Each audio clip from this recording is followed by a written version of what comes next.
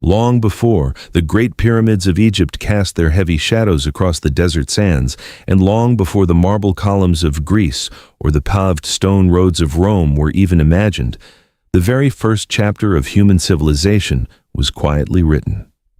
It began in a sweeping, fertile valley nestled between two restless rivers. This region, an ancient cradle bound by the slow, meandering currents of the Tigris and the Euphrates, was a place where mud and water were shaped into the foundations of history. Flowing from distant northern mountains down to the warm embrace of the Persian Gulf, these twin lifelines carved a vibrant oasis out of an unforgiving landscape. It was here, upon these quiet, sun-baked plains, that humanity first chose to stop wandering. They gathered behind the safety of high earthen walls.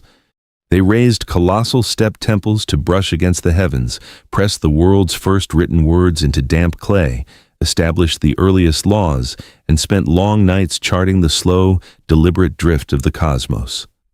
Tonight, we journey across millennia, tracing the epic rise and quiet fading of forgotten empires. From the thawing of the last ice age to the peaceful surrender of Babylon's golden gates, we will follow the deep, steady current of the twin rivers. So settle in. Let the distractions of the modern world fade into the distance and allow the ancient waters to carry you back to the very dawn of time. Long before monuments were raised, the ancient earth was held in a frozen stillness. A great chill had enveloped the continents, pressing down upon the valleys with unyielding weight. The landscape was quiet, locked in a deep slumber beneath frost-breathed skies. The frozen grip that had constrained human potential for millennia gradually loosened. As the 10th millennium before the current era approached, a slow, gentle transformation began to sweep across the hills and valleys of Southwest Asia. The climate warmed, bringing the steady rhythm of melting ice. Glaciers receded, releasing slow streams of fresh water into the earth, allowing the soil to breathe once more. The air grew milder, carrying the rich scent of damp earth and new life. Between two great rivers, the landscape transformed into a canvas of green. The Tigris and Euphrates, swollen with retreating ice, carved through the arid land, leaving thick layers of fertile silt. Humanity had long been a species in constant motion. Small bands moved with the winds, following the slow migrations of wild herds and gathering sparse vegetation. They stepped lightly upon a world they believed they were merely passing through. Their lives were tethered to the unpredictable rhythms of nature, an endless cycle of wandering. But as the climate softened, settling into a long, generous mildness, these early wanderers began to notice something remarkable along the riverbanks. Wide meadows of wild wheat and barley were growing naturally, swaying in the breeze like a golden ocean. The earth was offering a remarkable bounty that required absolutely no pursuit. The grasses were heavy with seeds, returning season after season to the exact same patches of soil. The wanderers, accustomed to the endless march, began to pause. They lingered by the quiet rivers, resting their heavy burdens on the soft grass. They watched the sun rise and set over the same horizon for weeks, and then months at a time. The simple act of staying still became the first quiet revolution of the human spirit. In these places of natural abundance, the first modest settlements slowly took shape. People gathered reeds from the marshlands and scooped heavy mud from the riverbanks, shaping them into simple, round shelters. These quiet, humble dwellings offered a profound new sense of permanence. Families began to replace temporary campsites with homes that stood firm against the evening wind. Deep in the Jordan Valley, in a place memory would eventually call Jericho, communities began to form tight clusters of stone and earth. They raised protective walls, placing heavy stones one upon another in a slow, rhythmic labor to mark a space of communal belonging. The endless walking had finally ceased. They still ventured out to gather wild pistachios in the cool mornings, but they always returned to the same hearth. The fire in the center of the village was kept burning, a steady, glowing heart in the quiet darkness of the ancient nights. They learned the intimate details of their chosen landscapes, the exact way the shadows stretched across the hills at dusk, and the precise moment when the soil was warm enough to welcome a new season. Further north, in the plains of Anatolia, Other communities built sturdy, mud brick houses closely packed together, creating an unbroken expanse of human habitation. Residents moved gently across the flat roofs, entering their quiet sanctuaries through openings that let in the warm light of the sky. This profound connection to a single piece of earth gave birth to a methodical observation of the natural world. Through the unhurried passage of countless seasons, these early inhabitants learned the deep secrets of the soil. They realized the wild grains could be coaxed, guided, and improved. They began to select the largest seeds, the ones with husks that held firmly to the stem, and carefully pressed them back into the dark earth. This deliberate planting was an act of profound patience. It required them to bury their sustenance and wait for the rain and sun to return it multiplied.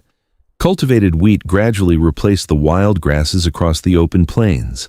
The rhythm of human life became inextricably linked to the steady, unhurried cycle of sowing and harvesting. As the fields expanded in quiet rhythm, the relationship between humans and the animal kingdom underwent a similarly gentle transformation. The creatures of the plains were gradually drawn into the peaceful orbit of human settlements. The wild aurochs, great ancestors of modern cattle, slowly grew accustomed to the presence of the villagers. Over generations, the instinct to flee dissolved into a quiet, mutual reliance. Sheep with their thick, warm coats, goats with their steady footing, and docile pigs were brought into the fold. The domestication of herds replaced the restless uncertainties of the hunt with a calm, pastoral rhythm. Flocks grazed peacefully, their soft bleating blending with the rustle of wind through the grain. They provided a reliable source of warmth, nourishment, and companionship. In the evening, the gentle breathing of resting herds provided a soothing lullaby for the sleeping village. Survival no longer needed to be chased across the horizon. It lived peacefully alongside them.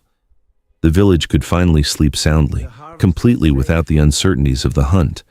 With the earth generously yielding its harvest and the herds providing steady sustenance, humanity experienced something entirely new, the existence of a lasting surplus.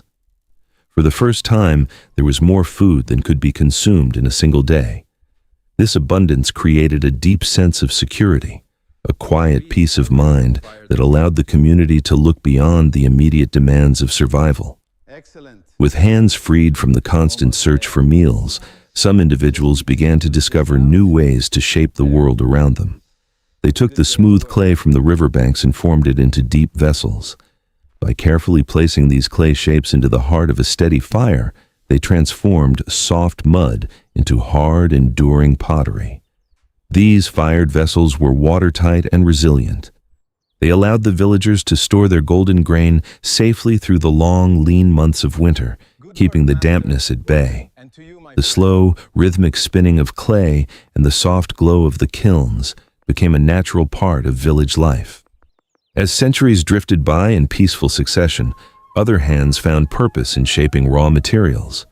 Weavers learned to spin the heavy fleeces of sheep into long threads, creating textiles that wrapped the community in warmth. Toolmakers, sitting in the quiet shade of their mud brick walls, spent hours smoothing stones to craft better plows. Eventually, they discovered the secrets of the stones themselves. They learned that heating certain rocks released a shining, malleable substance. Native copper was first gently coaxed into ornaments, capturing the warm glow of the firelight. As generations passed and kilns grew hotter, the artisans realized that blending this soft copper with a touch of tin created something entirely new: bronze. This new metal held a sharp edge and endured the heavy work of the fields. The Bronze Age had begun, bringing with it tools that would dig deeper into the earth, yet arriving not with a sudden clamor, but with the patient, rhythmic hammering of the smith. Yet, as these quiet farming communities flourished, spreading gradually down into the vast open plains between the Tigris and Euphrates, they faced a subtle but persistent challenge. The low, sun-drenched plains were incredibly rich in soil, a dark silt carried down from the distant mountains, but the rainfall here was scarce and deeply unpredictable. The twin rivers would swell and flood their muddy banks annually, covering the land in a vast sheet of water. But when the waters receded, the baked earth would dry out under the relentless summer sun, turning to a hard, cracked shell. Having spent centuries observing the delicate balance of moisture and natural growth, the early farmers understood they could not leave their precious crops to the unpredictable seasonal floods. They began to work together, moving the heavy earth with their new bronze tools and a unified, quiet purpose. They dug long, shallow channels across the plains, creating a network of earthen arteries that reached out from the riverbanks deep into the dry fields. This was the slow birth of a profound collaboration between humanity and the natural flow of water. They learned to build small earthen dikes and open wooden gates, directing the life-giving currents exactly where they were needed, allowing the soil to drink deeply even when the pale sky offered no rain. The soft, rhythmic trickling of water flowing through human-made canals became the new, steady heartbeat of the region. The landscape was transformed into a patchwork of lush green fields, thriving under the careful stewardship of those who had learned to gently guide the rivers. The land between the waters had awakened fully and completely, bound to the deliberate, unhurried rhythm of human cultivation. With the unpredictable waters finally guided by human hands, these quiet farming communities stood on the threshold of an architectural leap that would forever alter the horizon. The gently flowing channels of water brought an unprecedented, quiet abundance to the sun-baked plains. As the earthen granaries filled with golden barley and wheat, the fundamental rhythm of human life began to shift. The small, clustered villages of the southern alluvial plain, places where families had lived in modest circular huts for generations, began to spread outward. Their borders slowly expanded, eventually touching and merging like water, pooling softly after a long, gentle rain. This was the silent, organic birth of the land that would come to be known as Sumer. Trade networks expanded dramatically, yet peacefully, across the vast horizon. Slowly moving caravans, led by patient merchants walking alongside their heavily laden beasts of burden, traced long, dusty lines across the deep desert. They brought dark, smooth obsidian from distant, silent volcanoes in the north, and brilliant blue lapis lazuli from the high, rocky mountains of ancient Afghanistan. These precious foreign materials found their way into the careful hands of specialized artisans, sitting in the cool shade of their courtyards. The settlements grew deeper, inward and upward, establishing a permanent footprint upon the earth. Places like Eridu, nestled softly by the ancient slow-moving marshes, and Uruk, spreading majestically across the open, wind-swept plains, evolved organically into something entirely unprecedented. These cities were not simply large villages. They represented a fundamentally new form of human organization. They were a complex, harmonious web where thousands of individual souls moved together in a synchronized, quiet choreography, like a slow-turning wheel guiding the flow of history. Within the thick, protective mud brick walls of these emerging urban centers, a completely new kind of tranquil society was meticulously woven together. No longer did every single individual need to till the heavy soil or watch the wandering herds. A calm, deliberate division of labor emerged, bringing a deep sense of order to the community. In the shaded, narrow, winding alleys of the city, weavers spun long, delicate strands of sheep's wool, the rhythmic wooden clacking of their heavy looms marking the slow passage of the afternoon. Metalworkers fanned their glowing orange embers with slow, steady breaths, gently coaxing raw copper and heavy bronze into elegant polished tools and smooth, watertight vessels. Potters sat before their spinning wheels, their wet hands guiding the soft clay upward into perfect, symmetrical shapes day after day. Above all this peaceful communal activity, observing the steady hive of human endeavor, were the priests. They were the silent keepers of the agricultural calendar, the patient watchers of the shifting stars, and the serene mediators between the earthly realm and the vast, unknowable cosmos above.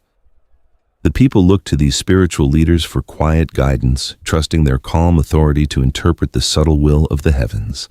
They brought the very first fruits of their seasonal harvest and the finest, softest woven garments to the center of the city, offering them in peaceful tribute to maintain the delicate, essential balance of their fragile world.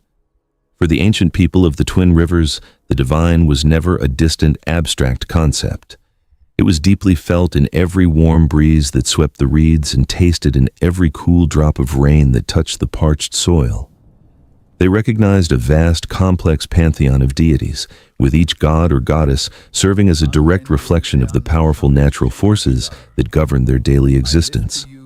There was Enlil, the breath of the world, whose invisible winds swept across the wide open plains, carrying the weather and the changing seasons. There was Enki, the patron of the deep, sweet underground waters that nourished the hidden roots of their crops, the ultimate embodiment of ancient wisdom and profound subterranean stillness. And there was Inanna, the brilliant morning and evening star, guiding the sleepy shepherds to their lush pastures in the pale, violet twilight. To maintain the essential harmony between the bustling city and the silent sky, the people believed they must provide beautiful earthly homes for these celestial forces. They needed a quiet place where the divine could rest comfortably and gaze down upon the slow, orderly procession of mortal life. The simple, humble shrines of the deep past, made of woven marsh reeds and scattered rough stones, were no longer sufficient. The growing cities required permanent monuments that perfectly mirrored the deep, abiding reverence held within their hearts. The collective decision to build upward toward the heavens was a physical meditation, an act of profound communal focus. It was never a rushed endeavor, but a generational promise, a rhythmic, unyielding devotion to the earth itself. The process began down at the muddy riverbanks, where countless workers gathered the wet, heavy brown clay. They mixed it slowly with water and chopped golden reeds, pressing the thick, fragrant paste into square wooden molds with rhythmic, deliberate, calming movements. Thousands of hands worked in perfect, quiet unison, shaping the raw mud of the earth into perfect, uniform building blocks.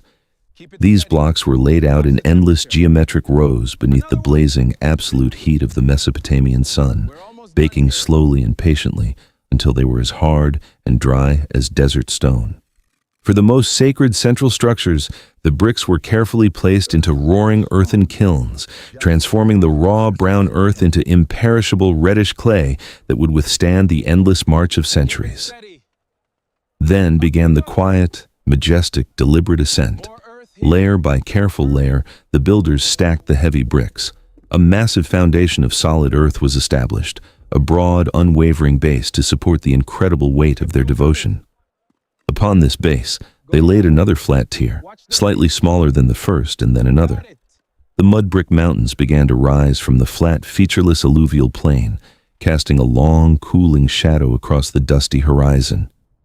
It was a deeply hypnotic, endlessly repetitive labor. The soft sound of baked bricks being set gently into thick mortar, the low, rhythmic chanting of the workers moving in perfect harmony, the slow, steady padding of bare feet carrying heavy woven baskets of earth up the gently sloping, ascending ramps. Every single brick placed was a silent, hopeful prayer, every solid, immovable layer a deliberate step closer to the tranquil, glowing realm of the stars. As the slow passage of decades turned smoothly into the slow passage of centuries, the urban architecture grew increasingly ambitious, yet the pace of daily construction remained eternally unhurried, completely patient, and deeply reverent. The great sprawling city of Uruk became home to a breathtaking, silent marvel of this quiet, dedicated labor. High above the densely packed, flat-roofed mud brick houses and the winding, heavily shaded streets, the magnificent white temple perched delicately atop a towering artificial platform. This sacred, elevated structure was coated entirely in brilliant, highly reflective white gypsum, applied with immense care by hundreds of gentle hands. In the blinding, absolute glare of the midday desert sun, it gleamed like a solitary, pristine, snow-capped peak, a beacon of utter purity visible for miles across the flat, dusty, sun-drenched landscape.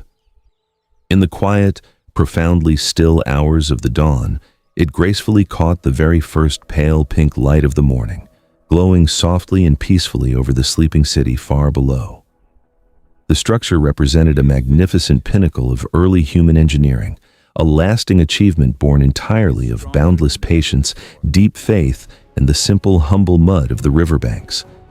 Later in history, The magnificent ancient city of Ur would raise a monumental temple platform over 35 feet high, a massive silent mountain of solid earth requiring more than 720,000 baked bricks for its slow, methodical construction. Each of those 720,000 bricks had been individually held, shaped, smoothed, and carefully placed by human hands over countless quiet days. It was an astonishing, almost incomprehensible testament to the unwavering patience of these early urban dwellers. The ziggurats, as these massive stepped platforms would eventually come to be known across the ancient world, were not built to aggressively conquer the natural landscape, but rather to intimately and peacefully commune with it. They were the great silent stairways linking the heavy mortal earth to the quiet, infinite sky above. At the very summit of these magnificent platforms, in the small, quiet, windswept sanctuaries adorned with pure gold and fragrant cedar wood, the high priests would stand completely alone in the cooling, gentle evening breeze. They looked out over the vast, beautiful patchwork of expertly irrigated green fields, the slow silver ribbon of the Euphrates River winding lazily off into the far distance, and the dark, heavy, descending dome of the night sky slowly revealing its countless glittering stars. They quietly observed the perfectly ordered world they had helped to patiently cultivate, a world seamlessly governed by eternal, highly reliable cycles of flood and harvest, of celestial rising and setting. Yet, as these grand, magnificent temples reached higher into the quiet desert sky, the priests within them discovered a profound, beautiful new need, a way to make their voices safely outlast their own brief, mortal lives. In the deep, cooling shadows of the temple's inner chambers, long after the setting sun had painted the mud brick walls in shades of violet and gold, a quiet revolution was taking place. Human memory, for all its profound beauty, is a fragile vessel. A spoken promise fades as soon as the warm breath leaves the lips. A precise tally of the autumn harvest is easily forgotten in the soft, lingering haze of winter. As the ancient cities grew more complex, swelling with the harmonious daily activities of thousands of souls, the priests and administrators found their minds increasingly heavy with the burden of remembering. They needed a memory that would not fade with the turning of the seasons or the passing of generations. The answer lay right outside their doors, resting quietly on the banks of the slow-moving rivers, the cool, pliable, eternal clay of the earth itself. In the warm, amber glow of a small charcoal brazier, an early administrator sat down, smoothed his robes, and took a handful of soft, damp earth. Initially, the solution they devised was remarkably simple and deeply tactile. They fashioned small geometric tokens from the clay, a tiny cone to represent a measure of golden grain, a perfectly round sphere to stand for a wandering sheep. These quiet little shapes were placed carefully into hollow clay envelopes, sealed away to safely preserve the absolute truth of a commercial transaction. But as the years gently turned, a new, far more elegant thought emerged from the stillness of the temple. Why create the heavy physical object when one could simply draw its delicate shadow? Using a slender, sharpened reed gathered from the river's edge, the scribe began to press delicate marks into a flat, hand-sized cushion of wet clay. At first, these marks were simple, easily recognizable pictures. A gentle impression shaped like a stalk of wheat meant wheat. A shallow drawing of a bowl meant food. It was a beautiful, silent language of images, easily understood by the eye, requiring no sound to convey its peaceful meaning. Yet, the human mind is a river of continuous flowing thought, and pictures alone could not capture its deepest, most subtle currents. Gradually, over centuries of quiet meditation in the dimly lit tablet houses, the scribes began to abstract their symbols. The literal pictures slowly dissolved into elegant, wedge-shaped impressions, pressed with rhythmic, highly deliberate motions of the stylus. The angle of the reed changed, the downward pressure shifted ever so slightly, and pure magic occurred upon the clay. Marks came to represent not just physical things, but the invisible sounds of the spoken word. The birth of true writing had quietly dawned, arriving without fanfare, like the morning sun cresting the horizon. It was a monumental, transformative threshold. For the first time in the vast expanse of human existence, a fleeting thought could be frozen perfectly in time. It could be suspended indefinitely in a small slab of earth, waiting patiently to be reawakened by another pair of eyes long after the original speaker had returned to the gentle embrace of the dust. The figure of the scribe quickly became a pillar of supreme tranquility and unquestioned authority within the bustling city. Young boys from prominent families entered the quiet, deeply shaded courtyards of the tablet houses, spending years mastering the complex hypnotic patterns of the cuneiform script. They memorized hundreds of individual signs, their young hands slowly learning the repetitive, soothing rhythm of pressing the wooden stylus into the damp surface. Press, lift, turn, press. The gentle, rhythmic clicking sound of reeds against clay filled the cool air of the courtyard, creating a steady, industrious heartbeat of a civilization learning to converse with the distant future. Through these patient, dedicated, clay-dusted hands, the entire worldview of ancient Sumer was carefully recorded, catalogued, and meticulously preserved for the ages. The master scribes recorded the slow, majestic movements of the vast heavens, translating the silent, nocturnal dance of the stars into careful columns of precise numbers. They charted the rising and setting of the moon, discovering the predictable, deeply comforting mathematical rhythms that governed the infinite universe. Down on the warm earth, they recorded the accumulated knowledge of the wise healers. Medical texts were inscribed with a profound sense of care and duty, blending a deep respect for the spiritual realm with the practical, quiet observation of the physical body. They listed the quiet, soothing properties of dried herbs, crushed minerals, and warm, fragrant oils. They wrote down the gentle, rhythmic incantations meant to ease a troubled mind, understanding implicitly that true healing required a perfect harmony between the fragile mortal shell and the eternal divine breath. Disease was viewed not as a punishment, but as a subtle imbalance, a temporary misalignment with the cosmic order. The physician's role was to patiently guide the sufferer back to a natural state of peaceful equilibrium. This overarching desire for deep, abiding harmony extended directly into the organization of the society itself. As the cities prospered and their populations grew, the need to clearly define the boundaries of acceptable behavior led to the creation of the world's oldest known law codes. Fragments of these ancient texts reveal a society deeply concerned with overarching fairness, mutual respect, and the profound protection of the vulnerable. Rather than focusing on harsh physical retribution, which only breeds further sorrow, these early laws sought to restore balance through peaceful monetary compensation. If a person was accidentally injured or property was unintentionally damaged, the scales of justice were balanced with heavy silver or measures of golden grain. It was a meticulous, highly thoughtful effort to prevent the strong from ever taking unfair advantage of the weak. It ensured that the widow and the orphan were forever sheltered under the broad, protective canopy of communal order. These laws were never shouted in anger, but written in quiet, enduring clay, a permanent blueprint for a harmonious coexistence. But the baked clay held much more than just agricultural numbers, societal laws, and botanical remedies. It became the ultimate sanctuary for the human soul to express its deepest yearnings.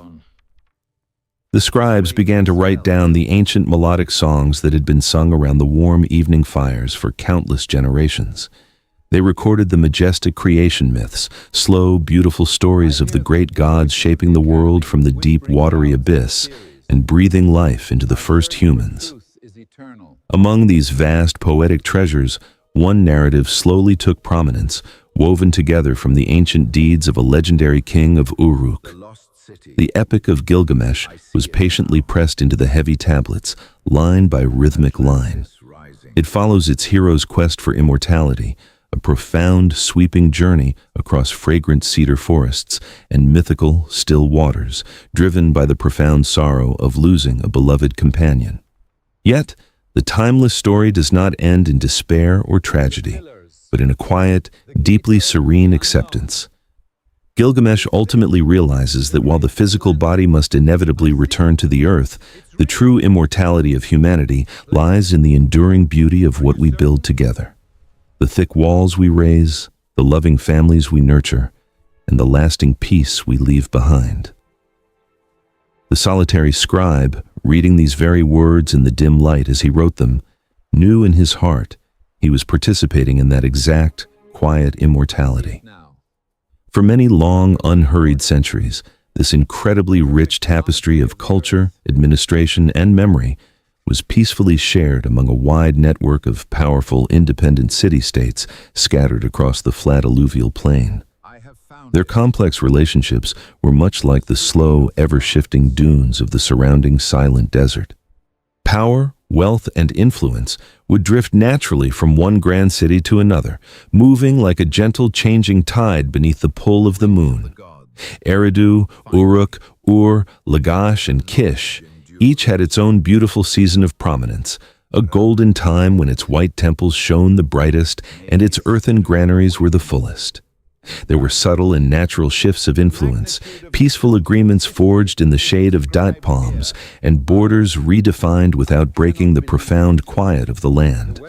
It was all simply part of a long, deep-breathing cycle of communal growth and necessary restorative rest. The land experienced a dynamic but perfectly balanced equilibrium, grounded in a deeply established rhythm of shared gods, a shared written language, and a shared profound reliance on the slow, life-giving waters of the twin rivers. The people moved freely and safely along the ancient, well-worn trade routes. They carried with them not just physical goods, but the heavy inscribed clay tablets that spread their shared wisdom from the reedy southern marshes to the rocky northern hills.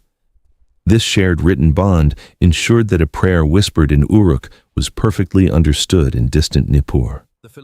But the era of independent, isolated cities was quietly drawing to a close.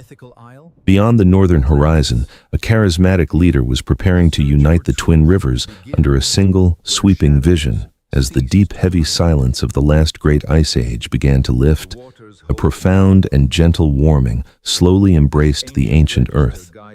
For countless millennia, a frozen grip had constrained human potential, keeping the world locked in a deep, shivering slumber. But gradually, imperceptibly at first, the vast sheets of ice began to retreat. The air softened.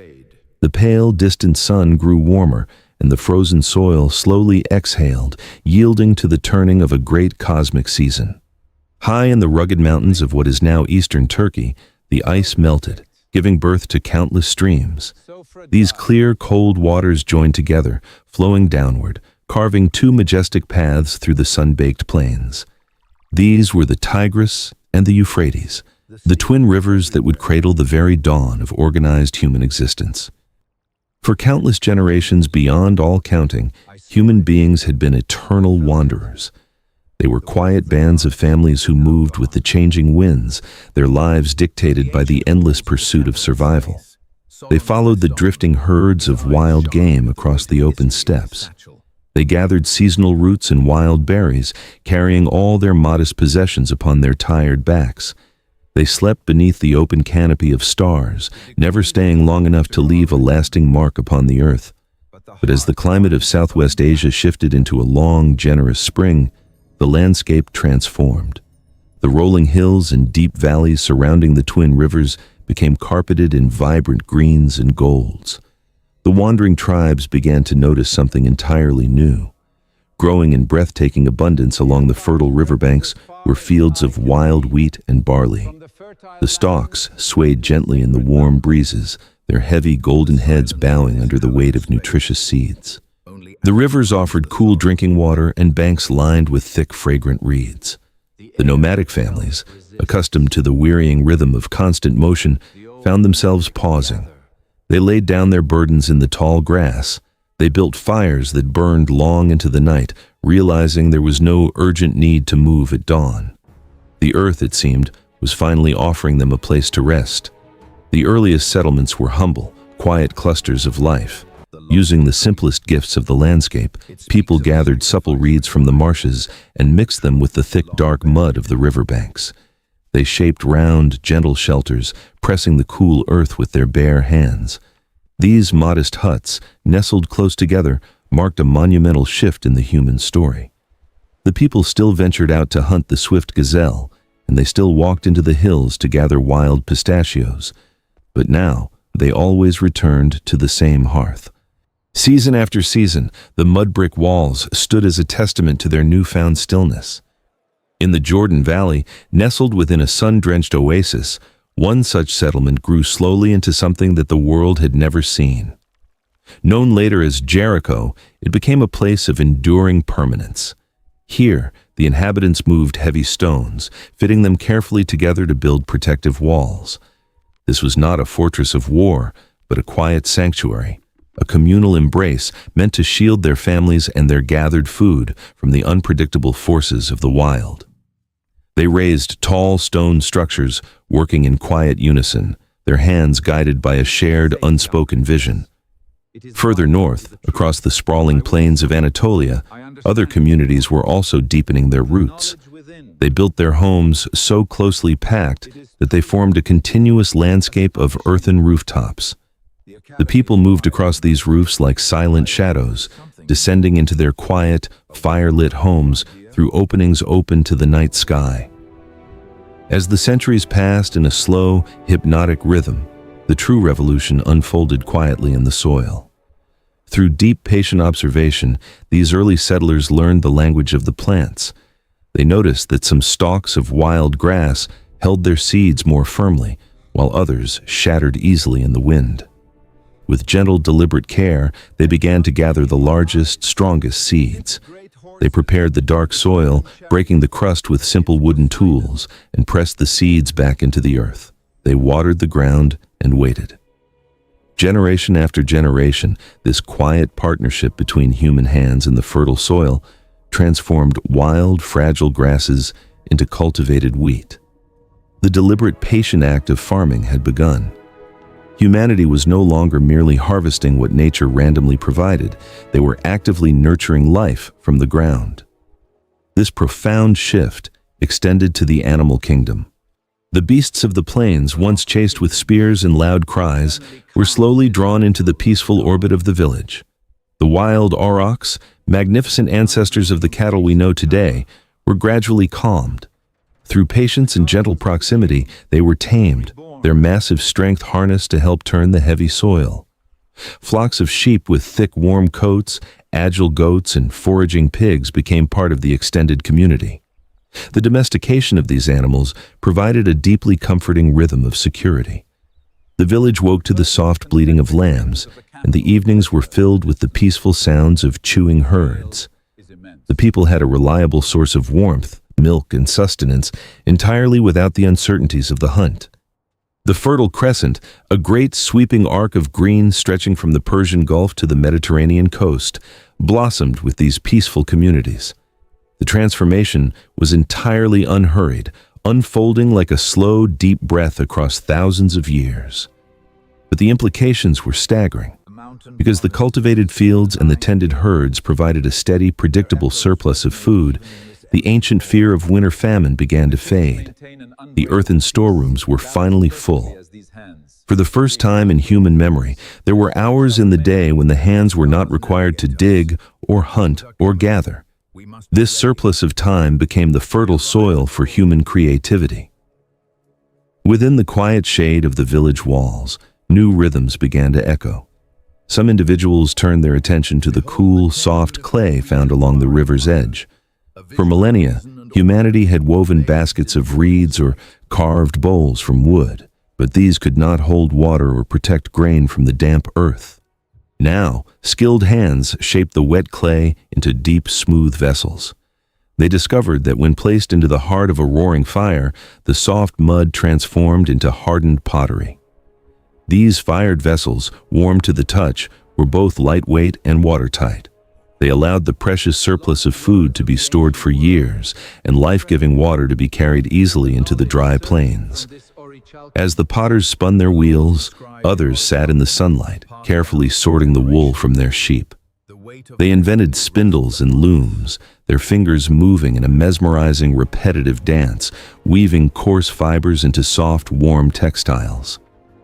Elsewhere, toolmakers studied the stones beneath their feet.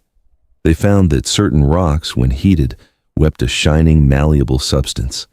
They learned to coax copper from the stone, shaping it into beads that caught the light of the sun, and eventually into practical, enduring implements. As the centuries drifted by, these early smiths discovered that mixing the soft copper with a dusting of tin created an incredibly strong, durable metal.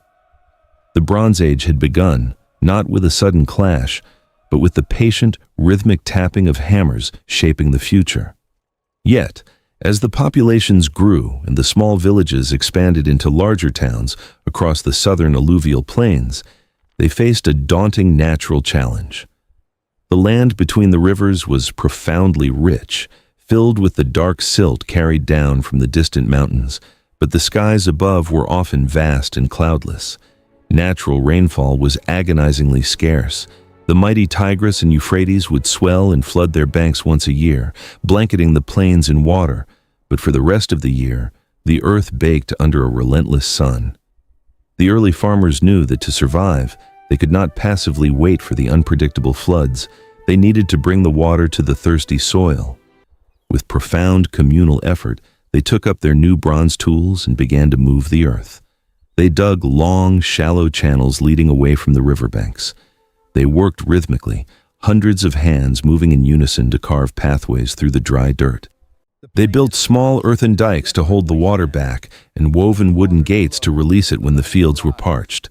This was the quiet, truly monumental birth of organized irrigation. They learned to guide the powerful rivers, coaxing the water to flow exactly where it was needed, transforming the arid, cracked plains into a lush, vibrant patchwork of green. The life-giving water murmured softly as it traveled down the human-made canals, a soothing, continuous lullaby for the growing crops. With the unpredictable waters finally guided by human hands, these quiet farming communities stood on the threshold of an architectural leap that would forever alter the horizon. Long before monuments were raised, the ancient earth was held in a frozen stillness. A great chill had enveloped the continents, pressing down upon the valleys with unyielding weight. The landscape was quiet, locked in a deep slumber beneath frost-breathed skies. The frozen grip that had constrained human potential for millennia gradually loosened. As the 10th millennium before the current era approached, a slow, gentle transformation began to sweep across the hills and valleys of Southwest Asia. The climate warmed, bringing the steady rhythm of melting ice. Glaciers receded, releasing slow streams of fresh water into the earth, allowing the soil to breathe once more. The air grew milder, carrying the rich scent of damp earth and new life. Between two great rivers, the landscape transformed into a canvas of green. The Tigris and Euphrates, swollen with retreating ice, carved through the arid land, leaving thick layers of fertile silt. Humanity had long been a species in constant motion. Small bands moved with the winds, following the slow migrations of wild herds and gathering sparse vegetation. They stepped lightly upon a world they believed they were merely passing through. Their lives were tethered to the unpredictable rhythms of nature, an endless cycle of wandering. But as the climate softened, settling into a long, generous mildness, these early wanderers began to notice something remarkable along the riverbanks. Wide meadows of wild wheat and barley were growing naturally, swaying in the breeze like a golden ocean. The earth was offering a remarkable bounty that required absolutely no pursuit. The grasses were heavy with seeds, returning season after season to the exact same patches of soil. The wanderers, accustomed to the endless march, began to pause. They lingered by the quiet rivers, resting their heavy burdens on the soft grass. They watched the sun rise and set over the same horizon for weeks, and then months at a time. The simple act of staying still became the first quiet revolution of the human spirit. In these places of natural abundance, the first modest settlements slowly took shape. People gathered reeds from the marshlands and scooped heavy mud from the riverbanks, shaping them into simple, round shelters. These quiet, humble dwellings offered a profound new sense of permanence. Families began to replace temporary campsites with homes that stood firm against the evening wind. Deep in the Jordan Valley, in a place memory would eventually call Jericho, communities began to form tight clusters of stone and earth. They raised protective walls, placing heavy stones one upon another in a slow, rhythmic labor to mark a space of communal belonging.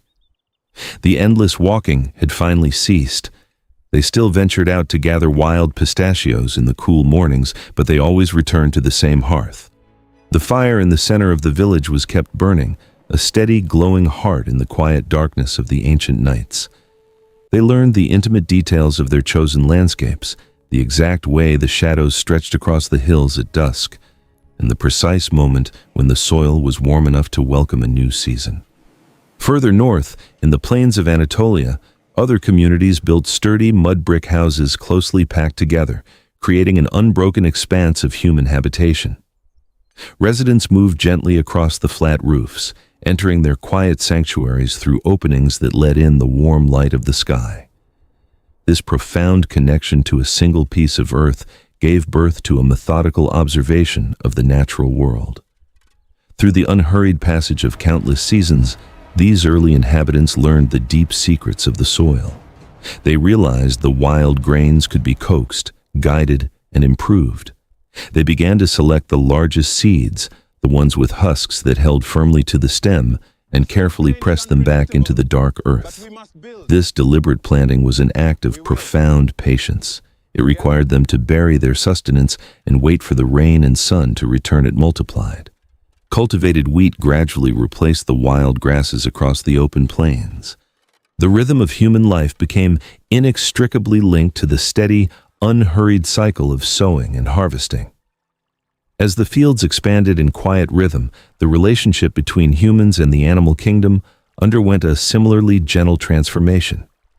The creatures of the plains were gradually drawn into the peaceful orbit of human settlements. The wild aurochs, great ancestors of modern cattle, slowly grew accustomed to the presence of the villagers. Over generations, the instinct to flee dissolved into a quiet, mutual reliance. Sheep with their thick, warm coats, goats with their steady footing, and docile pigs were brought into the fold. The domestication of herds replaced the restless uncertainties of the hunt with a calm, pastoral rhythm. Flocks grazed peacefully, their soft bleating blending with the rustle of wind through the grain. They provided a reliable source of warmth, nourishment, and companionship. In the evening, the gentle breathing of resting herds provided a soothing lullaby for the sleeping village.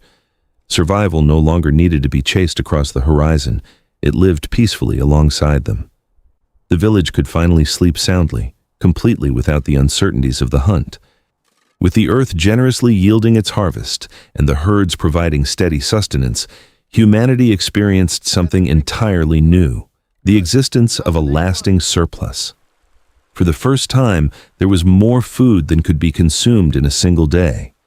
This abundance created a deep sense of security, a quiet peace of mind that allowed the community to look beyond the immediate demands of survival. With hands freed from the constant search for meals, some individuals began to discover new ways to shape the world around them. They took the smooth clay from the riverbanks and formed it into deep vessels. By carefully placing these clay shapes into the heart of a steady fire, they transformed soft mud into hard, enduring pottery. These fired vessels were watertight and resilient. They allowed the villagers to store their golden grain safely through the long, lean months of winter, keeping the dampness at bay. The slow, rhythmic spinning of clay and the soft glow of the kilns became a natural part of village life. As centuries drifted by in peaceful succession, other hands found purpose in shaping raw materials. Weavers learned to spin the heavy fleeces of sheep into long threads, creating textiles that wrapped the community in warmth. Toolmakers, sitting in the quiet shade of their mud brick walls, spent hours smoothing stones to craft better plows. Eventually, they discovered the secrets of the stones themselves. They learned that heating certain rocks released a shining, malleable substance. Native copper was first gently coaxed into ornaments, capturing the warm glow of the firelight. As generations passed and kilns grew hotter, the artisans realized that blending this soft copper with a touch of tin created something entirely new: bronze. This new metal held a sharp edge and endured the heavy work of the fields. The Bronze Age had begun, bringing with it tools that would dig deeper into the earth, yet arriving not with a sudden clamor, but with the patient, rhythmic hammering of the smith. Yet, as these quiet farming communities flourished, spreading gradually down into the vast open plains between the Tigris and Euphrates, they faced a subtle but persistent challenge. The low, sun-drenched plains were incredibly rich in soil, a dark silt carried down from the distant mountains, but the rainfall here was scarce and deeply unpredictable. The twin rivers would swell and flood their muddy banks annually, covering the land in a vast sheet of water. But when the waters receded, the baked earth would dry out under the relentless summer sun, turning to a hard, cracked shell. Having spent centuries observing the delicate balance of moisture and natural growth, the early farmers understood they could not leave their precious crops to the unpredictable seasonal floods. They began to work together, moving the heavy earth with their new bronze tools and a unified, quiet purpose. They dug long, shallow channels across the plains, creating a network of earthen arteries that reached out from the riverbanks deep into the dry fields. This was the slow birth of a profound collaboration between humanity and the natural flow of water. They learned to build small earthen dikes and open wooden gates, directing the life-giving currents exactly where they were needed, allowing the soil to drink deeply even when the pale sky offered no rain. The soft, rhythmic trickling of water flowing through human-made canals became the new, steady heartbeat of the region. The landscape was transformed into a patchwork of lush, green fields, thriving under the careful stewardship of those who had learned to gently guide the rivers.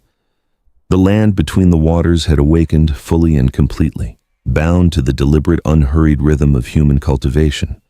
With the unpredictable waters finally guided by human hands, these quiet farming communities stood on the threshold of an architectural leap that would forever alter the horizon. With the gentle fading of Ur, the locus of ancient power drifted once more, settling upon a quiet, unassuming town along the Euphrates, a town that would soon echo through eternity. Like a massive, slow-moving river gently carving a new channel through the soft earth, the centers of influence shifted effortlessly across the sun-baked plains. During these unhurried centuries, new groups of people drifted down from the sweeping western deserts. These were the Amorites, semi-nomadic wanderers who moved their quiet flocks in perfect harmony with the slowly changing seasons. They did not arrive as a sudden crashing wave, but rather as a slow, steady tide, gently integrating their customs, their fluid language, and their quiet resilience into the settled rhythms of the river valleys. They pitched woven tents near the established mud brick walls, eventually moving inside the gates as generations softly blended together. Among the many small, peaceful settlements they inhabited, one deeply modest town along the gentle, meandering banks of the Euphrates began to quietly distinguish itself. Its ancient name was Babylon, a word that resonated softly in the air, meaning the gate of the gods. For many generations, it remained just one of many tranquil oases scattered across the landscape. It was a simple place of quiet, measured trade and modest brick houses, drawing no particular attention from the wider, older world. The air there was thick with the scent of date palms, and the river flowed with a soothing, hypnotic murmur. Yet, the dark soil surrounding this town was immensely fertile, holding the promise of unprecedented abundance, and the subtle leadership of this town was defined by immense, unwavering patience. They watched the passing of the seasons, slowly gathering their strength, waiting for the precise alignment of history. Around the 18th century, before the current era, a new, visionary ruler peacefully ascended to the throne of this quiet city. His name was Hammurabi, and the profound philosophy of his reign would cast a long, incredibly soothing shadow across the entirety of human history. Unlike rulers of the distant, fragmented past, who often measured earthly greatness by the uneasy submission of neighbors, Hammurabi approached his realm as a master architect of social harmony. He looked out from his quiet palaces and saw the scattered independent cities of Mesopotamia not as stubborn rivals to be broken, but as diverse, beautiful threads waiting patiently to be woven into a single, harmonious tapestry. In the early quiet decades of his long reign, he focused his attention entirely on the internal domestic rhythms of his growing city. He ordered the gentle deepening of the ancient irrigation canals, ensuring that the life-giving waters of the Euphrates flowed evenly to the furthest parched fields at the edge of the desert. He carefully restored the ancient weather-beaten temples, ensuring the celestial gods had comfortable, pristine places to rest their weary spirits. He built towering walls of baked brick, not out of fear, but to provide a deep, abiding sense of security for his people. These carefully laid foundations were not just physical barriers, but a psychological comfort for every family dwelling within. The people no longer felt the wearying anxiety of the open frontier. They could sleep peacefully, knowing their lives were securely guarded by an architect of profound patience. Only when his own house was in perfect, undeniable order did he slowly begin to extend his gentle influence outward. Through careful diplomacy, thoughtful mediation, and the patient harmonization of regional borders, he gathered the surrounding lands under a single, protective canopy of peace. But Hammurabi's most enduring, magnificent legacy was not written in the shifting dust of the plains, nor was it built with the crumbling mud of the riverbanks. It was carefully carved into a heavy, immovable pillar of smooth black basalt. He envisioned a human society that moved with the same predictable, flawless order as the glowing stars drifting across the deep night sky. To achieve this profound vision, he gathered the accumulated wisdom of countless centuries, studying the quiet, customary rules that had successfully governed village life for generations and elevated them into a universal framework of social equilibrium. He presented himself to his people not as a fearsome, unapproachable warlord, but as a shepherd appointed by the gods to bring justice to the land. He was a gentle guide, meant to keep the flock safe from the encroaching darkness, and to ensure that every individual walked a path of righteousness. His famous legal code was a majestic, unparalleled effort to harmonize humanity with the divine cosmic order. It was meticulously inscribed on a towering stone stele, placed openly in the very center of the city, where the divine golden light of the sun god could illuminate its profound truths. The laws carved into the stone were fundamentally concerned with maintaining a delicate, perfect balance within the community. If that vital balance was accidentally disrupted, the code provided a clear, methodical, and entirely predictable path back to total tranquility.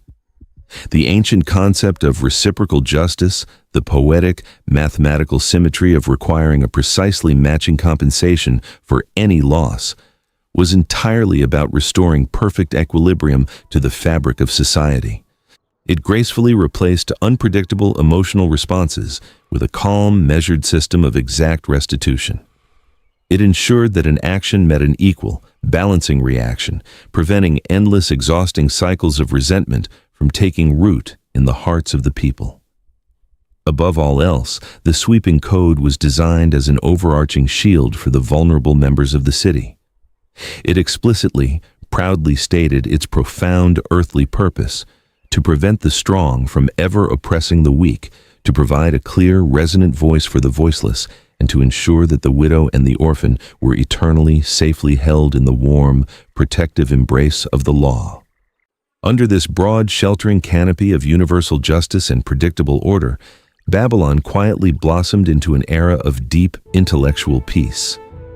With the earthly realm securely anchored in perfect legal harmony, the minds of the brilliant scholars, the patient scribes, and the devoted priests were completely free to gaze upward into the infinite. The quiet, dimly lit courtyards of the Babylonian temples became the serene focal points of immense patient observation. Wise astronomers sat on the high, cool terraces of the great ziggurats, night after quiet night, carefully tracking the slow, majestic wanderings of the planets across the vast, ink-black sky. They meticulously mapped the precise, shifting phases of the silver moon, and predicted the exact rhythmic changing of the agricultural seasons. They understood implicitly that the heavens were not random or chaotic, but governed by a supreme mathematical elegance that could be understood by the patient human mind. To accurately express this beautiful celestial music, Babylonian mathematicians refined the ancient numerical systems of their ancestors, working with profound abstract concepts in the quiet shade of their libraries. They calculated complex fractions, balanced intricate geometric equations, and charted the precise geometry of both the earth beneath their feet and the sky above their heads. Their highly trained minds moved quietly and gracefully through the abstract, boundless realms of numbers, finding a deep, abiding comfort in the predictable certainty of advanced mathematics. This quiet, intellectual renaissance flowed smoothly outward from the gate of the gods, touching every distant corner of the unified land. It standardized the heavy stone weights of the bustling marketplace and the woven basket measures of the autumn harvest, bringing a soothing, deeply predictable rhythm to the everyday life of every citizen. For many long, unhurried centuries, the descendants of the great lawgiver maintained this quiet, beautifully structured world. The long, golden afternoons in Babylon seemed as though they would stretch out effortlessly into eternity, governed by the gentle turning of the seasons and the steady movement of the stars. The land was at peace, resting in the comfortable assurance of its own enduring laws. But human history, much like the subtle weather of the open plains, is always subject to sudden, unforeseen shifts.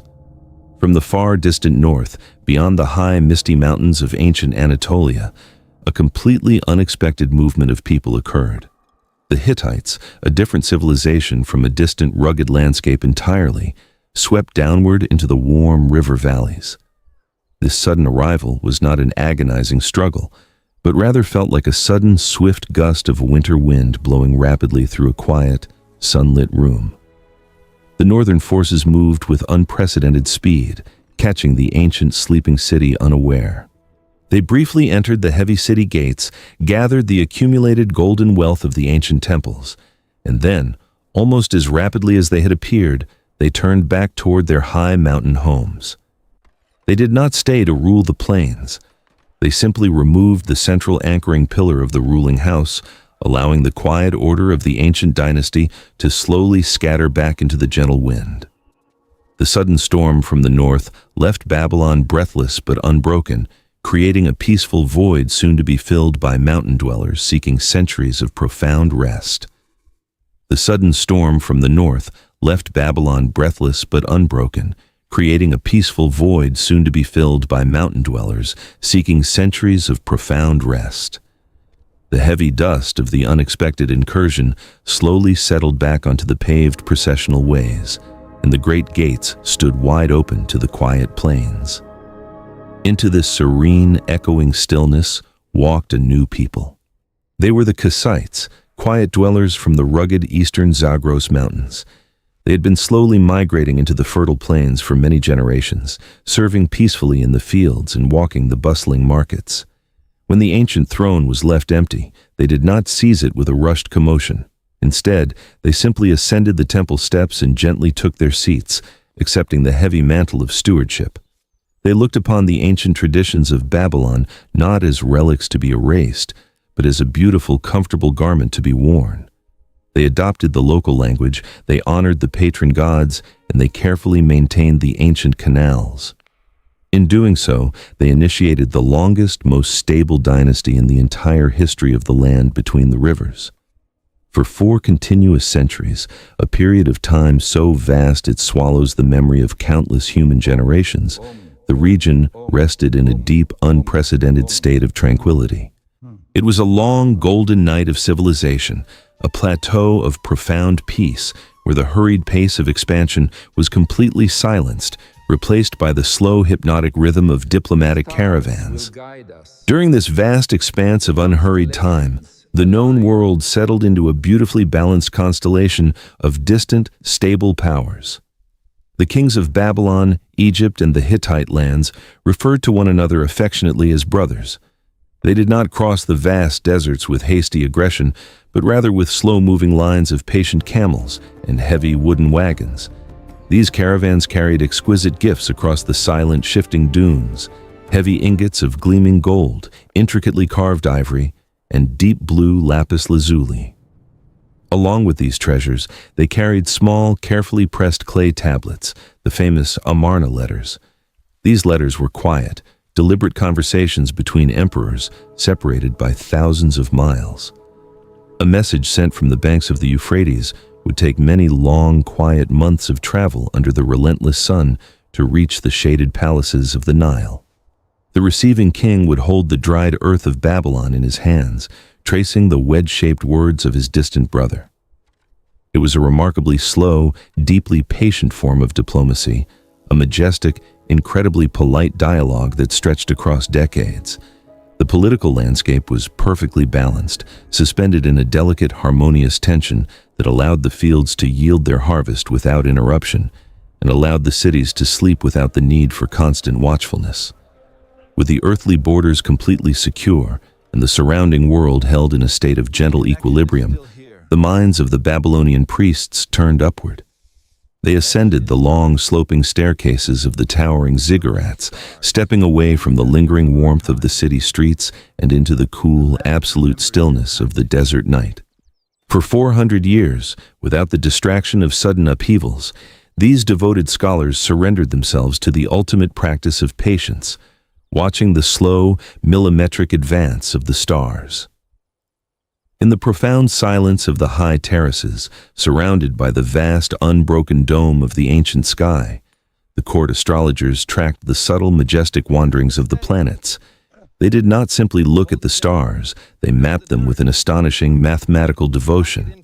Night after quiet night, year after unhurried year, century after century, they recorded the precise positions of Jupiter, Venus, and the silver moon.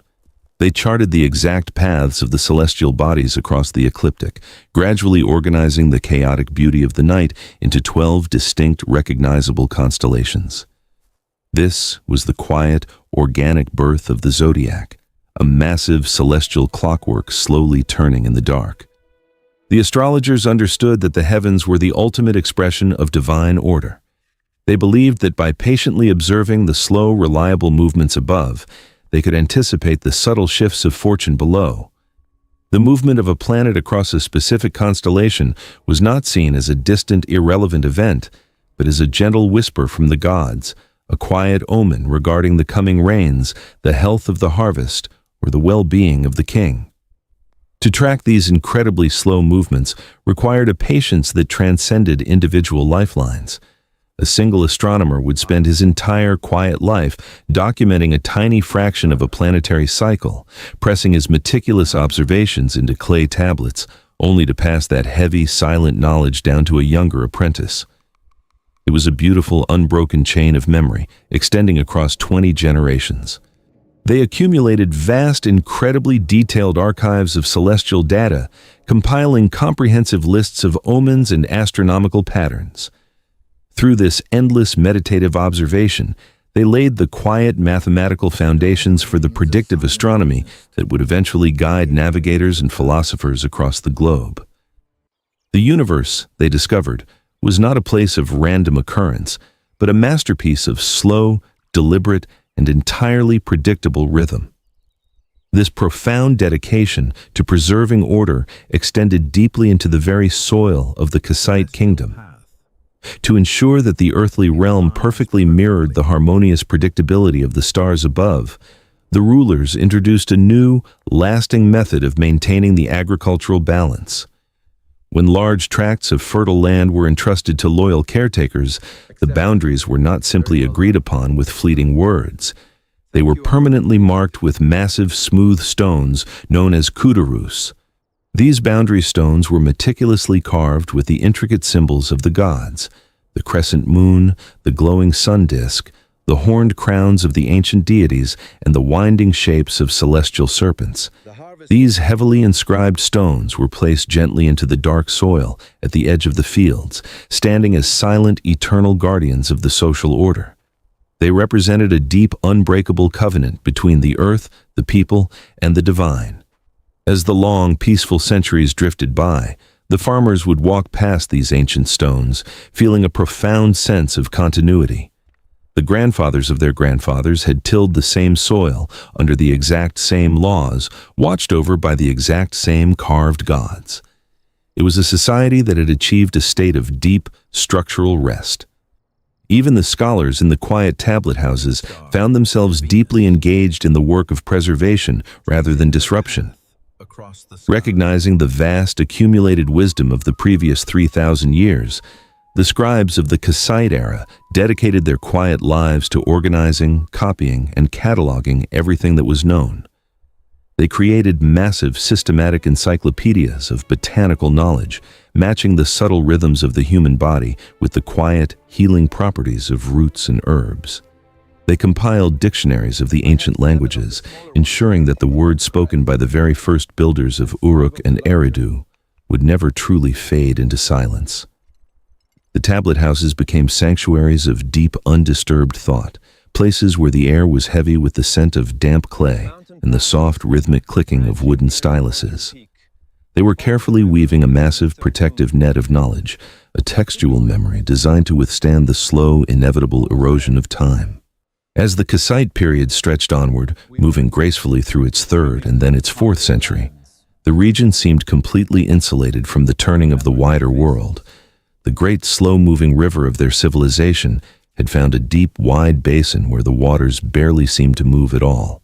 Generations were born, walked their quiet paths under the shade of the date palms, watched the slow turning of the great constellations, and returned peacefully to the earth, leaving the world exactly as they had found it.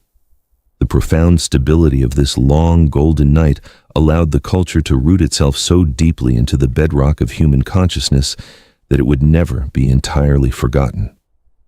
It was a necessary restorative slumber, a long exhalation for a land that had built the very foundations of human society. Eventually, as all things in nature must, the perfect, delicate balance of the wider world began to slowly shift. Far beyond the borders of the tranquil plains, the great constellation of allied kingdoms began to quietly drift apart. The ancient trade routes that had been safely traveled for centuries slowly grew quiet.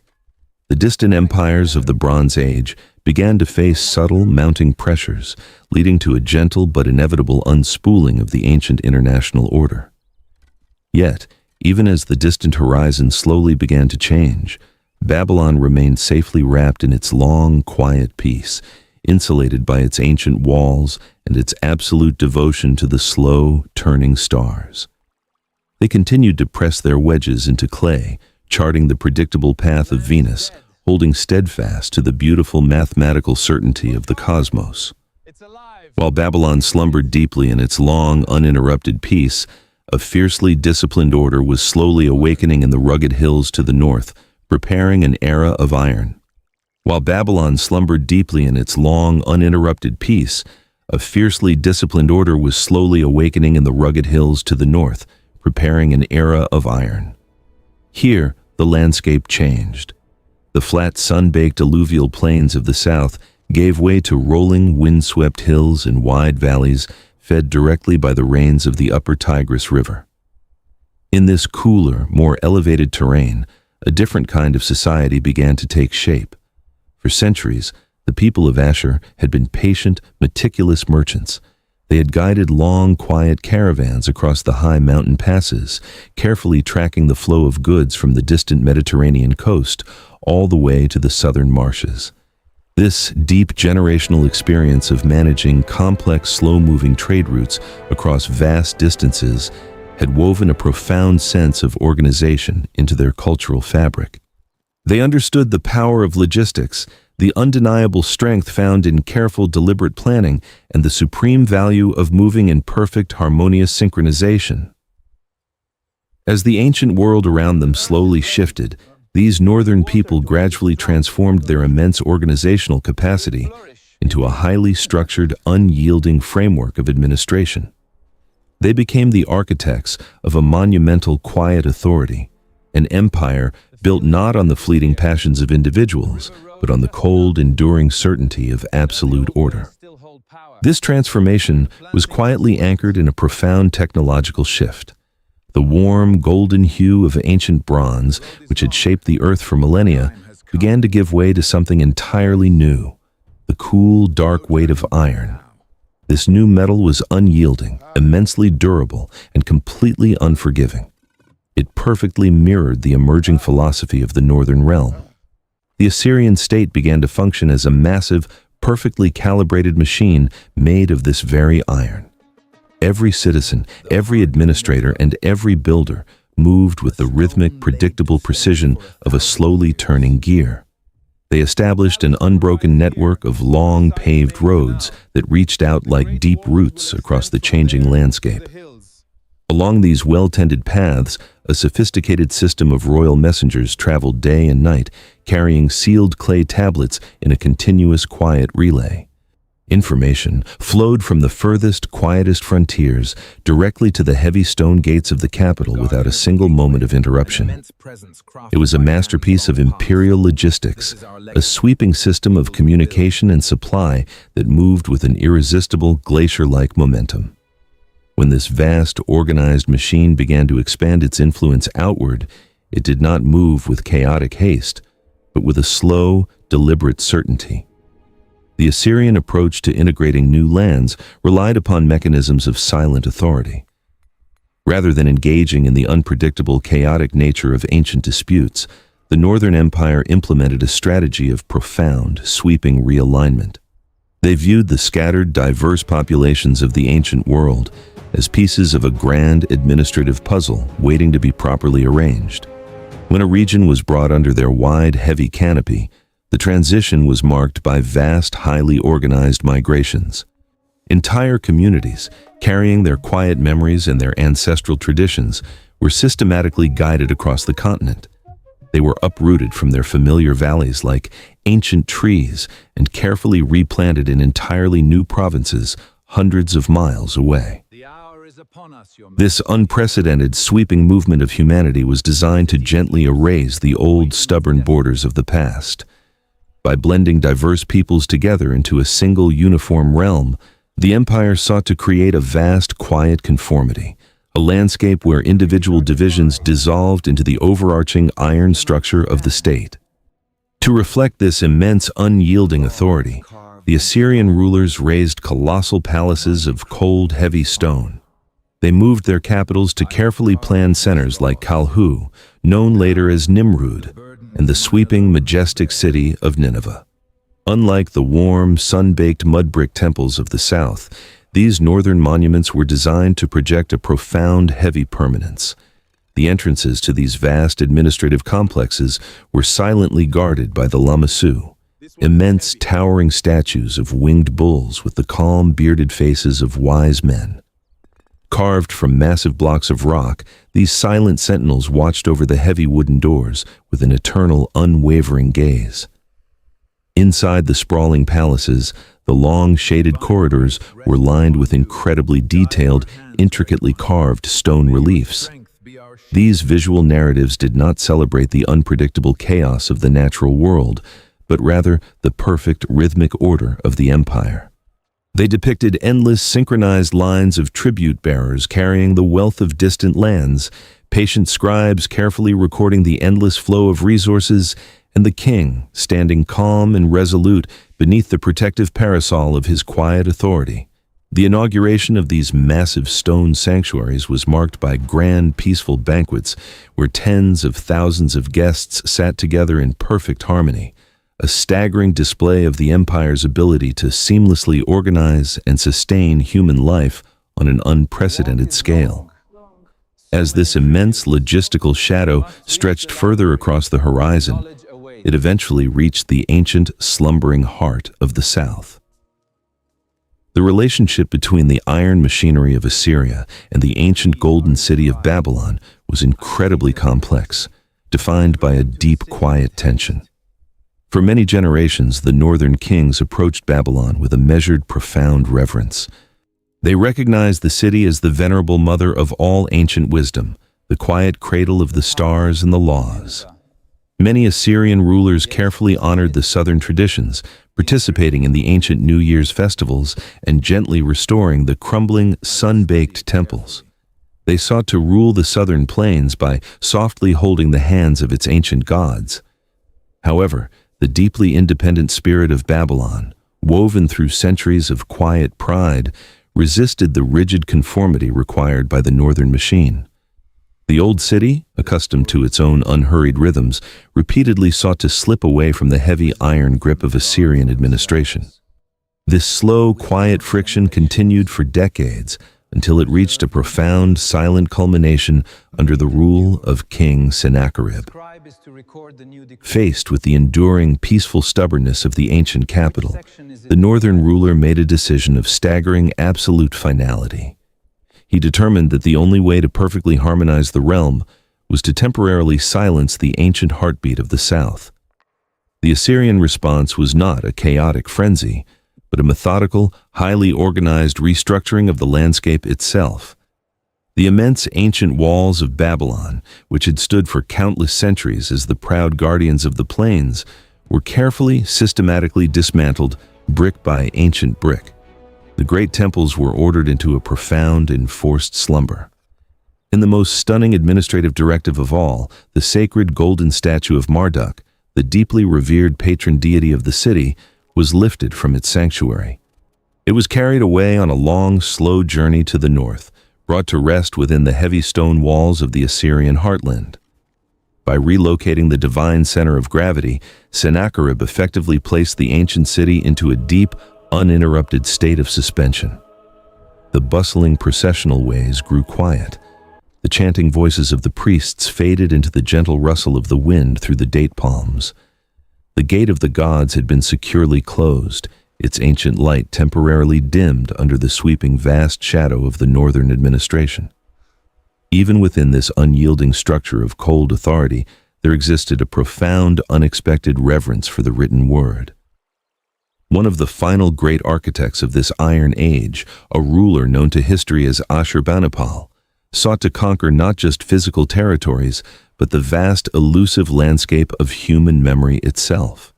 Within the heavily fortified walls of Nineveh, he constructed a magnificent silent sanctuary dedicated to the preservation of thought. He dispatched patient scribes to the furthest corners of the unified realm, instructing them to carefully copy every known text, every ancient poem, and every mathematical treatise they could find. They gathered the accumulated wisdom of 3,000 years, filling the vaulted rooms of the royal library with tens of thousands of precisely organized clay tablets. It was a deeply quiet achievement, a concentrated effort to gather all the world's understanding into a single, permanent repository. The heavy iron machine, so focused on absolute control, had ironically become the ultimate guardian of the ancient literature, ensuring that the soft, poetic voices of the distant past would be safely preserved beneath the heavy stone of the north. Having quieted the ancient center, the empire moved to perfect its own internal rhythms.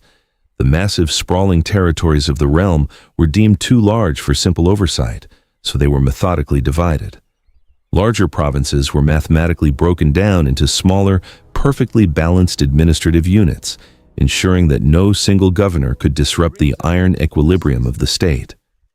It was a masterpiece of organizational control, a vast, complex network of silent authority that stretched from the high, misty mountains of the east to the gentle blue shores of the western sea.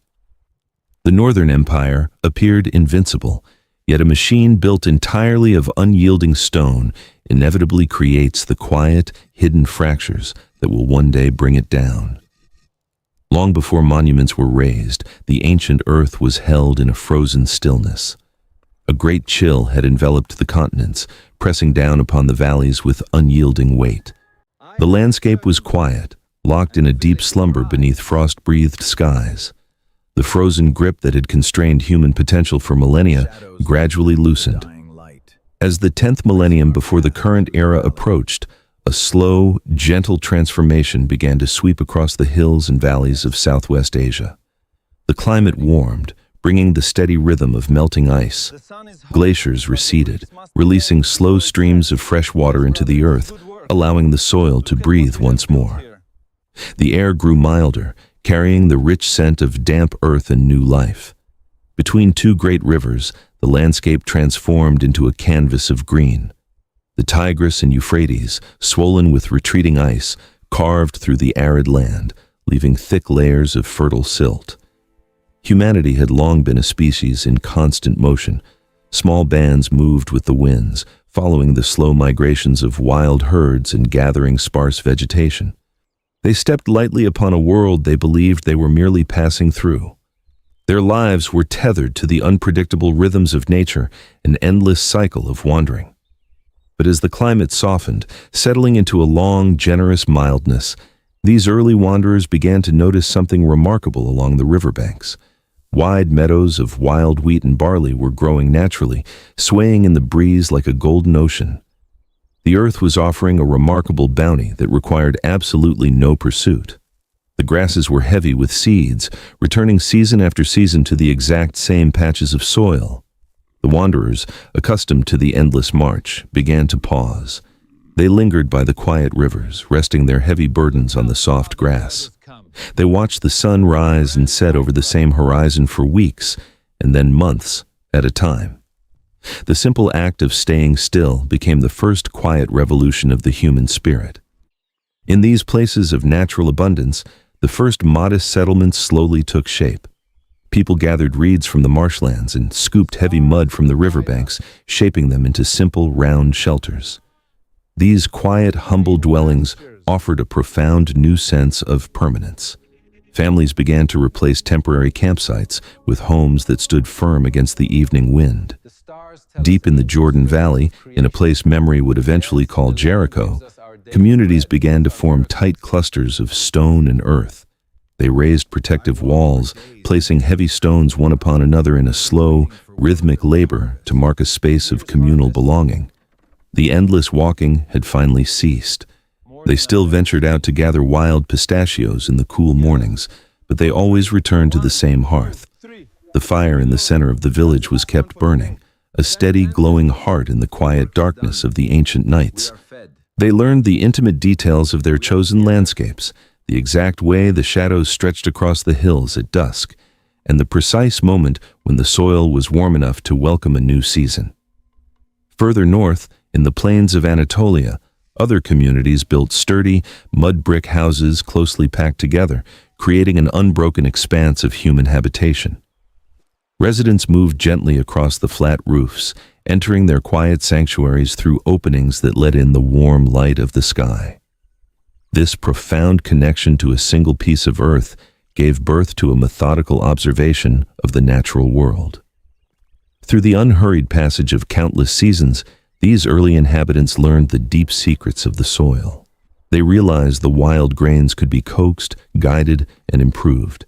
They began to select the largest seeds, the ones with husks that held firmly to the stem, and carefully pressed them back into the dark earth. This deliberate planting was an act of profound patience.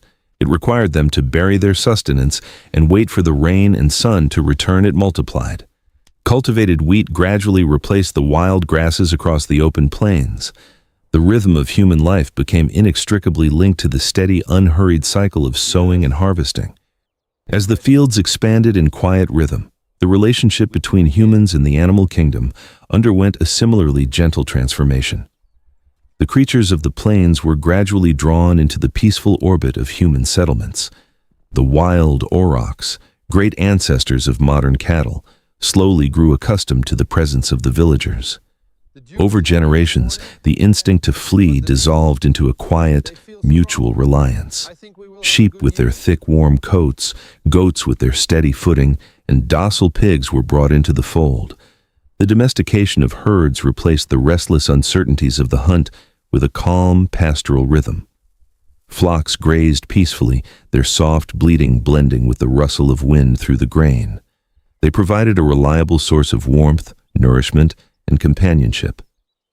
In the evening, the gentle breathing of resting herds provided a soothing lullaby for the sleeping village. Survival no longer needed to be chased across the horizon. It lived peacefully alongside them. The village could finally sleep soundly, completely without the uncertainties of the hunt. With the earth generously yielding its harvest and the herds providing steady sustenance, humanity experienced something entirely new, the existence of a lasting surplus. For the first time, there was more food than could be consumed in a single day. This abundance created a deep sense of security, a quiet peace of mind that allowed the community to look beyond the immediate demands of survival. With hands freed from the constant search for meals, some individuals began to discover new ways to shape the world around them. They took the smooth clay from the riverbanks and formed it into deep vessels. By carefully placing these clay shapes into the heart of a steady fire, they transformed soft mud into hard, enduring pottery. These fired vessels were watertight and resilient. They allowed the villagers to store their golden grain safely through the long, lean months of winter, keeping the dampness at bay. The slow, rhythmic spinning of clay and the soft glow of the kilns became a natural part of village life. As centuries drifted by in peaceful succession, other hands found purpose in shaping raw materials. Weavers learned to spin the heavy fleeces of sheep into long threads, creating textiles that wrapped the community in warmth. Toolmakers, sitting in the quiet shade of their mud brick walls, spent hours smoothing stones to craft better plows. Eventually, they discovered the secrets of the stones themselves. They learned that heating certain rocks released a shining, malleable substance. Native copper was first gently coaxed into ornaments, capturing the warm glow of the firelight. As generations passed and kilns grew hotter, the artisans realized that blending this soft copper with a touch of tin created something entirely new: bronze. This new metal held a sharp edge and endured the heavy work of the fields. The Bronze Age had begun, bringing with it tools that would dig deeper into the earth, yet arriving not with a sudden clamor, but with the patient, rhythmic hammering of the smith. Yet, as these quiet farming communities flourished, spreading gradually down into the vast open plains between the Tigris and Euphrates, they faced a subtle but persistent challenge. The low, sun-drenched plains were incredibly rich in soil, a dark silt carried down from the distant mountains, but the rainfall here was scarce and deeply unpredictable. The twin rivers would swell and flood their muddy banks annually, covering the land in a vast sheet of water. But when the waters receded, the baked earth would dry out under the relentless summer sun, turning to a hard, cracked shell. Having spent centuries observing the delicate balance of moisture and natural growth, the early farmers understood they could not leave their precious crops to the unpredictable seasonal floods. They began to work together, moving the heavy earth with their new bronze tools and a unified, quiet purpose. They dug long, shallow channels across the plains, creating a network of earthen arteries that reached out from the riverbanks deep into the dry fields. This was the slow birth of a profound collaboration between humanity and the natural flow of water. They learned to build small earthen dikes and open wooden gates, directing the life-giving currents exactly where they were needed, allowing the soil to drink deeply even when the pale sky offered no rain. The soft, rhythmic trickling of water flowing through human-made canals became the new, steady heartbeat of the region. The landscape was transformed into a patchwork of lush, green fields, thriving under the careful stewardship of those who had learned to gently guide the rivers. The land between the waters had awakened fully and completely, bound to the deliberate, unhurried rhythm of human cultivation. With the unpredictable waters finally guided by human hands, these quiet farming communities stood on the threshold of an architectural leap that would forever alter the horizon. But as the last native king wandered far into the silent desert, the massive glazed gates of the city stood quietly waiting for a gentle new ruler from the eastern dawn. Beyond the eastern horizon, where the high, rugged peaks of the Zagros Mountains touched the pale morning sky, a new and profoundly calming presence was slowly gathering its strength. For centuries, the Persian people had lived as quiet shepherds in the high valleys, moving in unhurried rhythm with the turning of the seasons. They were deeply connected to the earth, attuned to the vast open spaces and the silent guiding light of the stars. Under the unifying vision of a remarkably wise leader named Cyrus, these disparate mountain tribes had seamlessly woven themselves together. Cyrus did not impose his will through the crushing weight of iron, but rather through a profound, enduring philosophy of harmonious integration. As he expanded his influence across the Iranian plateau, he approached neighboring lands not as a force of erasure, but as a vast, accommodating canopy. He allowed local customs to continue uninterrupted, leaving ancient administrative structures perfectly intact and respecting the quiet sanctity of foreign altars. This revolutionary approach transformed his expanding realm into a deeply appealing sanctuary for an ancient world grown profoundly weary of sudden upheavals. Meanwhile, within the towering walls of Babylon, a profound exhaustion had settled over the city. The last native ruler, Nabonidus, spent many long years in a distant desert oasis, leaving the daily rhythms of the capital to drift without a steady guiding hand. The powerful priests of Marduk, the traditional caretakers of the city's spiritual harmony, felt a deep, lingering unease. The grand festivals had been neglected, and the cosmic order seemed to be gently drifting out of alignment. The diverse populations living within the sprawling urban center, many of whom had been displaced from their ancestral homelands by previous empires, harbored a quiet, collective yearning for return. The magnificent city, with its towering ziggurats and lush hanging gardens, was physically untouched, yet its spirit was deeply fatigued. It was a golden lock waiting for a new, perfectly shaped key to gently turn the mechanism. As the year 539 before the current era approached, Persian forces began their slow descent from the eastern mountains. They moved across the plains not with the deafening clamor of a traditional invasion, but with a quiet, disciplined grace. When they finally reached the outskirts of Babylon, they looked up at the legendary impenetrable walls.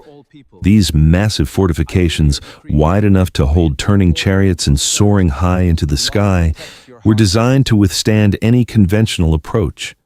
But Cyrus, guided by a profound strategic elegance, had no intention of striking the ancient stone. He understood that true mastery comes not from breaking the current, but from softly redirecting the flow. He ordered his engineers upstream, far away from the watchful eyes of the city guards. Under the silver light of a crescent moon, thousands of Persian workers began to quietly dig into the soft banks of the Euphrates. Moving in perfect synchronized silence, they carved a vast temporary basin in the desert. As the night deepened into its quietest hour, they gently opened the earthen barriers, allowing the great river to spill softly into the newly formed lake. Downstream, where the Euphrates flowed through the heart of Babylon, the water level began to slowly, imperceptibly drop. It sank below the heavy iron grates that protected the river entrances. As the city slept soundly behind its towering walls, completely unaware of the subtle shift in the natural world, the Persian soldiers waded into the shallow riverbed. The cool mud squished softly beneath their sandals as they walked beneath the impenetrable defenses, guided only by the faint glimmer of the stars reflecting on remaining puddles of water. They emerged quietly into the sleeping streets of the city. There was no alarm and no disruption of the night's peaceful rest. The profound transition of power was absolute and utterly silent. When the citizens of Babylon awoke the next morning, they found the ancient gates gently secured from the inside and a new, quiet authority standing respectfully in the public squares. The city had been taken without a single stone being overturned. A few days later, Cyrus himself entered Babylon. He did not arrive atop a chariot of war, but walked through the processional way as a respectful steward of an ancient heritage. He approached the great temple of Marduk, bowed his head to the patron deity of the city, and publicly declared himself the legitimate successor to the ancient throne, chosen by the heavens to restore proper worship and bring profound peace to the land. This graceful assumption of duty was formalized in a remarkable artifact, a simple clay barrel now known to history as the Cyrus cylinder. Inscribed with precise, elegant cuneiform wedges, it represents one of the most profound declarations of human dignity in the ancient world. In it, Cyrus proclaimed his deep concern for the well-being of the city, ensuring that the daily lives of its inhabitants would continue without fear or interruption. But his vision extended far beyond the blue walls of Babylon. He issued a sweeping, deeply compassionate edict that resonated across the entire ancient landscape like a long collective sigh of relief. He declared that all the displaced peoples who had been forced from their ancestral homes by previous empires were now completely free to return. They were granted permission to carefully gather their sacred relics, to rebuild their quiet sanctuaries, and to restore the gentle rhythms of their own traditions. For the Jewish exiles living by the rivers of Babylon, this edict was a profound, miraculous deliverance. They were provided with resources from the royal treasury to journey back toward the western hills and reconstruct their temple in peace. This unprecedented act of tolerance established Cyrus not merely as a ruler, but as a universally revered liberator, a figure remembered in countless traditions as a divine instrument of harmony and restoration. The entire ancient world, exhausted by centuries of rigid control and forced migrations, seemed to collectively exhale, settling deeply into a soft, vast blanket of peace. Under this new Persian administration, Babylon lost its status as an independent imperial center, yet it retained all of its physical grandeur and immense cultural prestige. It seamlessly transitioned into a remarkably wealthy and deeply respected provincial capital within a much larger, multicultural umbrella. The empire created by Cyrus and nurtured by his successors was a masterpiece of decentralized harmony. The vast territory was divided into manageable provinces known as satrapies, each overseen by a quiet, dedicated governor who ensured the smooth collection of tribute while strictly honoring the local customs. The introduction of standardized, beautifully minted coinage and the establishment of a magnificent network of royal roads brought an unprecedented level of smooth, reliable connection between distant lands. A merchant could now travel safely from the high, rocky passes of modern Afghanistan all the way to the warm, sun-drenched shores of the Mediterranean, moving confidently and without fear under the single protective canopy of the Persian peace. Religious policy remained firmly anchored in Cyrus's original enlightened approach. The Achaemenid kings themselves practiced a quiet, contemplative faith rooted in the high mountains, observing the profound cosmic struggle between truth and falsehood. Yet they never sought to impose this belief upon the diverse millions living under their care. They recognized that the world was a vast, beautiful mosaic of traditions, and they believed that true stability was achieved not by melting the glass into a single color, but by holding every distinct piece safely in its proper place. The ancient temples of Mesopotamia continued to operate exactly as they had for millennia. The priests still climbed the ziggurats to watch the slow turning of the stars, and the scribes still pressed their wooden wedges into the damp clay, preserving the ancient memories of Sumer and Akkad. The land between the twin rivers had finally found a profound, enduring rest. It had completed its long, complex journey from isolated farming villages to a sweeping, independent empire, and had now softly settled into its role as the revered elder statesman of the civilized world. For 2 long, unhurried centuries, this majestic stability held firm.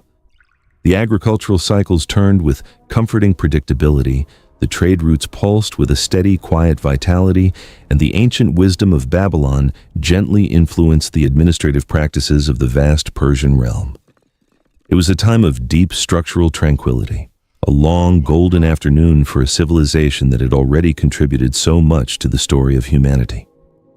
Generation after generation lived their quiet lives in a peaceful, steady rhythm, completely insulated from the harsh, unpredictable chaos that had once defined the ancient, war-torn landscape.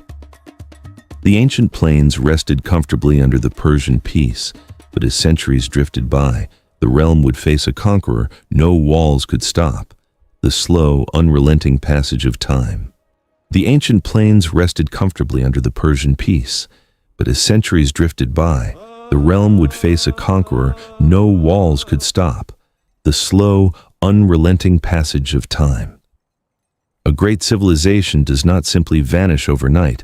It does not shatter like a dropped earthen vessel. Instead, it enters a long, beautiful twilight. It undergoes a slow, imperceptible fading, much like a great ancient river that, after carving deep canyons and sustaining vast plains for countless miles, finally reaches the flat, endless marshlands near the sea. The water does not disappear. It merely slows down, spreading outward, losing its distinct singular channel as it gently dissipates its waters, mixing entirely with 1,000 other quiet streams. The land between the twin rivers entered this final peaceful phase of its existence. Over the next 1,000 years, the ancient cradle of civilization experienced a succession of foreign influences, not as violent disruptions, but as natural, passing seasons in a very long, quiet year. The first of these subtle shifts arrived like a fresh, cool breeze from the distant west. A young, visionary leader from Macedonia, captivated by the ancient golden allure of Babylon, walked through its massive blue gates with a profound sense of awe. He did not seek to destroy the ancient monuments, but rather to bathe in their lingering warmth. Though his time upon the earth was brief, his arrival brought the beautiful philosophical traditions of the Hellenistic world, gently blending the mathematical precision of Greek thought with the ancient starry wisdom of the Babylonian astronomers. As this western season settled over the land, the cultural landscape underwent a gentle, harmonious fusion. The ancient mud-brick temples continued to observe their quiet, nocturnal rituals, even as newly built theaters of smooth white limestone echoed with the measured cadences of foreign plays. A new capital was softly established a short distance to the north, drawing the artisans and merchants with the promise of quiet prosperity. Slowly, without any sudden alarm, the population of ancient Babylon began to drift toward this new center, like leaves following the slow, inevitable pull of the river current. The great city of Hammurabi and Nebuchadnezzar was not aggressively destroyed. It was simply gently outgrown. Its grand processional ways grew quieter. The wind swept fine golden sand across the beautifully glazed bricks of the Ishtar Gate, softly burying the magnificent lions and dragons under a warm, protective blanket of earth. Then, the season changed once more. A steady, resilient wind blew in from the eastern mountains and the vast high plateaus of Central Asia. The Pantheon and later the Sasanian caretakers assumed the mantle of governance. They brought with them their own ancient quiet faith, honoring the deep cosmic struggle between light and shadow. They built their own majestic vaulted palaces, structures of breathtaking soaring grace that stood silently near the banks of the Tigris. Through all these passing eras, the original inhabitants of the plains continued to carefully till the dark, rich soil, planting their wheat and barley just as their ancestors had done 10,000 years before. The names of the rulers changed. The languages spoken in the bustling markets flowed into new melodies. But the essential, unhurried rhythm of agricultural life remained entirely undisturbed. Finally, a warm, sweeping breeze arrived from the deep southern deserts. The Arab and Islamic eras gently blanketed the region, bringing a vibrant, entirely new cultural awakening. They built the magnificent circular city of Baghdad, just a few miles away from the crumbling, sleeping ruins of the ancient past. The Islamic scholars, driven by a profound spiritual desire to understand the universe, absorbed the ancient astronomical observations that had been patiently recorded by the Babylonian priests centuries before. The mathematical foundations, laid down in the dim light of the ancient tablet houses, were quietly preserved, translated, and woven into the brilliant fabric of the Islamic Golden Age. The ancient civilization of Mesopotamia had not died. It had simply dissolved its waters into the vast, nourishing ocean of human progress. Yet, as these new eras blossomed, the most deeply physical manifestation of the ancient past, the wedge-shaped writing of the Sumerians and Akkadians, was experiencing its final, quiet sunset. For over 3,000 years, the soft, rhythmic clicking of the wooden stylus against wet clay had been the continuous, unbroken heartbeat of the region. But as the centuries drifted on, lighter, more flexible materials like parchment and paper drifted in along the trade routes. These new materials were easier to carry and simpler to store, requiring only a quick stroke of ink rather than the heavy, deliberate pressing of damp earth.